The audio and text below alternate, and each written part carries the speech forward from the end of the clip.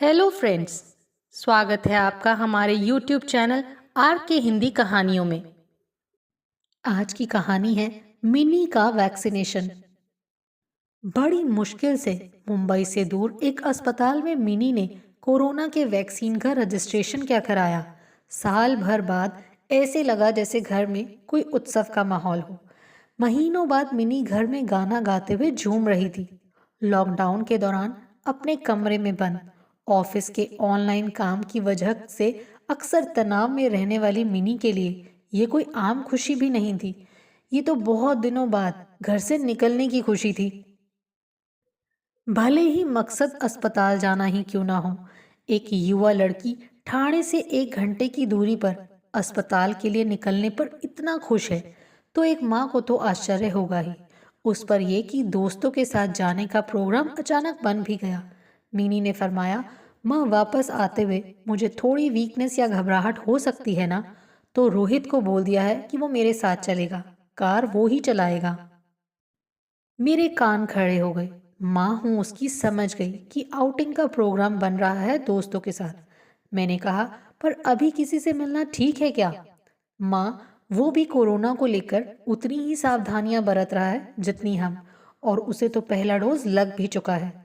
वो सबके लिए फेस शील्ड लेकर आएगा और हम चार कार में भी डबल मास्क लगा कर रखेंगे। देखा, मैं सही थी। मिनी यूं ही गाना और डांस नहीं कर रही थी। मैंने उसे अपनी स्पेशल माँ बेटी की अच्छी बॉन्डिंग वाली स्माइल देते हुए कहा, बदल दिया ना अपने वैक्सीनेशन को एक पिकनिक में। सब जाओगे ना? इतने लोगों को देखकर पुलिस वाले रोकेंगे तो? अरे माँ, बहुत बढ़िया प्रोग्राम बन गया है। कोई भी नहीं निकला ना इतने दिनों से घर। रोहित मेरी कार चलाएगा, कोई रोकेगा तो हम कहेंगे कि वैक्सीन लगवाने जा रहे हैं। पूजा को भी जाकर पता करना है वैक्सीन का, और जया को तो 2 महीने पहले कोरोना हो चुका है। बोल देंगे फॉलो अप के लिए जा रहा है। माँ सब इतने एक्साइटेड है ना। हम लोग लगभग 4 महीने बाद मिलने वाले हैं। ओ माँ, वी आर सो एक्साइटेड। और फिर मिनी जोर से हंस पड़ी।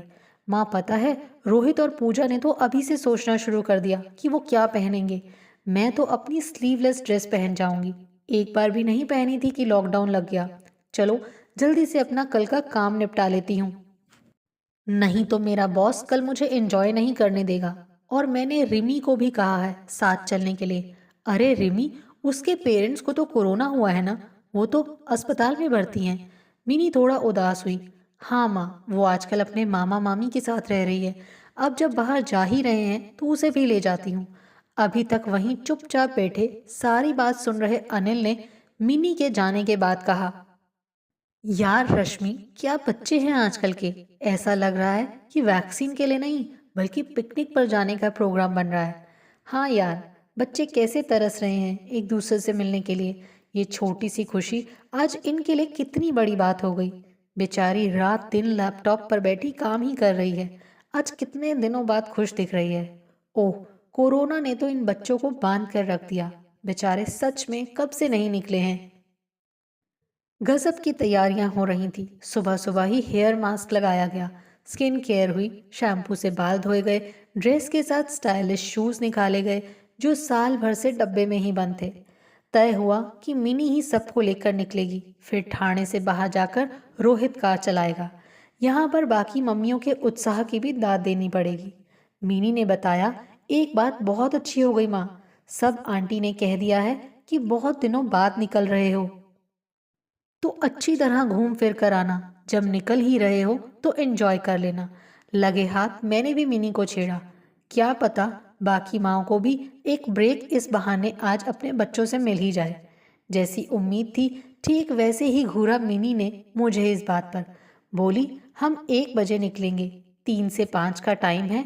मेरा डिनर मत बनाना, कुछ खुला होगा तो मैं अपनी पसंद का कुछ पैक करवा कर लाऊंगी। फिर उसने अभी किए गए मेरे मजाक का बदला भी हाथ के हाथ उतार दिया। एक ब्रेक चाहिए मुझे भी घर के खाने से। हद हो गई है रात दिन घर का खाना खाते हुए। मुझे हंसी आ गई। मिनी चली गई। वहां जाकर फोन किया। 1100 लोगों का अपॉइंटमेंट था। लंबी लाइन है, धूप भी बहुत तेज है।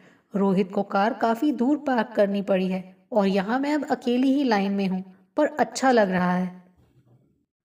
हर समय एसी के लिए शोर मचाने वाली मिनी दोपहर के 3 बजे लाइन में खड़ी है और उसे अच्छा लग रहा है। आवाज में कोई झुंझलाहट नहीं, खिलखिलाती सी आवाज। दरअसल ये दोस्तों के साथ का असर है, जो लगातार चैट कर रहे होंगे अब।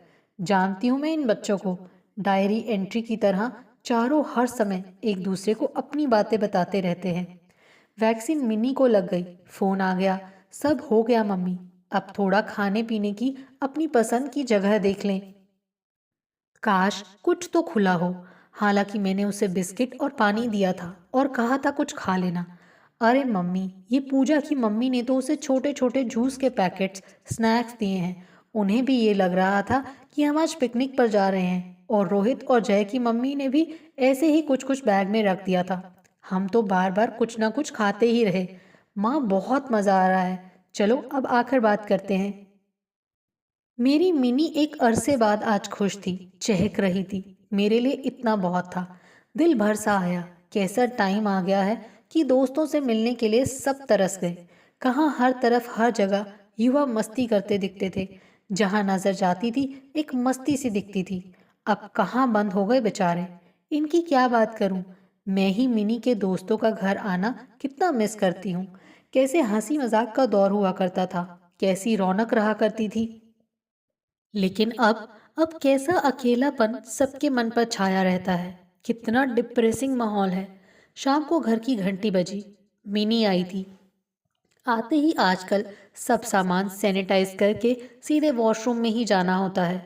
नहा कर आती हूँ माँ, कहकर मिनी वॉशरूम की तरफ चली गई। मैंने महसूस कर लिया कि वो फिर से उदास और चुप है। नहाकर निकली तो बोली, कुछ दुकानें खुली थी, कुछ पैक करवा कर लाई हूँ। चलो आप लोग भी खा लो। तुम्हें भूख लगी होगी। फिर वही बूझी सी आवाज। मैंने दोस्तों के साथ खा लिया था, अब भूख नहीं है। मैंने उसे अपने साथ लिपटा लिया। अरे मिनी फिर उदास हो गई। अच्छा ये बताओ, रिमी कैसी है, उसके पेरेंट्स कैसे हैं। मिनी इस बात पर सुबह उठी। वो तो डरी हुई है। बता रही थी कि हर पल उसे यही डर लगा रहता है कि उसके मम्मी पापा को कुछ हो ना जाए। फोन की हर घंटी पर डरती है।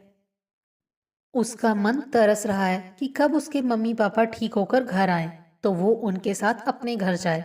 बता रही थी कि ना उसे नींद आती है ना भूख लगती है। उसका तो वेट भी बहुत कम हो गया है। हमारी जिद पर चली तो गई हमारे साथ, पर पूरा दिन एक बार भी उसका चेहरा खिला नहीं। इतनी उदास, परेशान और डरी हुई है कि क्या बताऊं। हमने सोचा था कि हमारे साथ थोड़ा उसका मन बहलेगा। फोन पर भी रोती ही रहती है, पर कोई भी बात उसे तसल्ली नहीं दे पा रही। एक डर में जी रही है वो। और मम्मी, मुझे भी आज एक लेसन मिला। क्या? यही कि मैं तो अपने ऑफिस के एक छोटे से स्ट्रेस पर सारा दिन परेशान होती हूँ, सारा दिन चिड़चिड़ करती हूँ। जबकि आज के टाइम में तो परेशानियाँ बहुत बड़ी बड़ी हैं। लोग क्या क्या झेल रहे हैं, न जाने कितना दुख देख रहे हैं। और मैं घर घर में आराम से बैठी अपने काम को रात दिन कोस रही हूँ। मुझे काम ही तो ज्यादा है ना, मगर कोई दुख तो नहीं ना। फिर भी मैं सारा दिन ऐसे उदास होती हूँ कि जैसे पता नहीं क्या हो गया। हमारी रिमी कितने बड़े दुख से सामना कर रही है। उसे तो पता भी नहीं कि उसके मम्मी पापा अस्पताल से ठीक होकर आ भी पाएंगे या नहीं। बेचारी कितने डर में जी रही है रात दिन। और मैं कितनी छोटी बात पर दुखी रहती हूँ। हाँ बेटा, सही कह रही हो। ये तो सचमुच समझने वाली बात है। मैं आज समझ गई कि अपनी छोटी छोटी परेशानियों को नज़रअंदाज करूंगी। इतनी शिकायतें ठीक नहीं। उसकी आंखें सचमुच भर गईं। कितना अच्छा लग रहा आज सबको देखकर। अब पता नहीं कब मिलेंगे। इतनी बातें करते रहते हैं फोन पर, मगर मिलकर तो मन ही नहीं भरा था। मैंने उसे पुचकारा, अरे पूजा का वैक्सीनेशन बाकी है ना, और जय का भी तो। 2 पिकनिक तो तय है, फिर जाना सब एक साथ। मैंने इस तरह कहा कि उसे हंसी आ गई। बोल पड़ी, अच्छा चलो फिर खाते हैं, देखो क्या क्या लेकर आई हूँ। अब तो इंतज़ार ही कर सकते हैं कि अगला वैक्सीनेशन किसका होगा। हम मुस्कुरा दिए और मैं लगातार सोच रही थी कि ये सचमुच कोई आम दिन नहीं था। मिनी को एक सबक मिला था जो उसकी लाइफ में उसके बहुत काम आएगा। आपको हमारी ये कहानी कैसी लगी? प्लीज़ कमेंट करके ज़रूर बताइए। अगर आप इस चैनल पर नए हैं तो इसे सब्सक्राइब करें और शेयर करें। Thank you.